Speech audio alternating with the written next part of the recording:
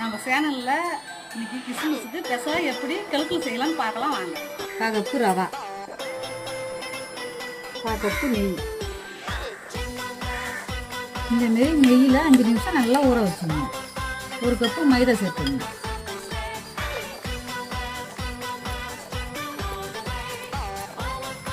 அரைச்சி வச்சு 1/2 கப்பு சர்க்கரை, 1/2 கப்பு பாலுங்க. கொஞ்சம் கொஞ்சமாக ஊற்றி இப்போ மாவு நல்லா கழிச்சிக்கணும்.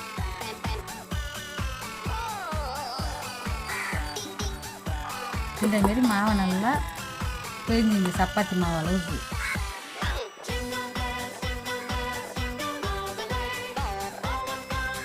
இந்தமாரி நல்லா உருட்டிங்க.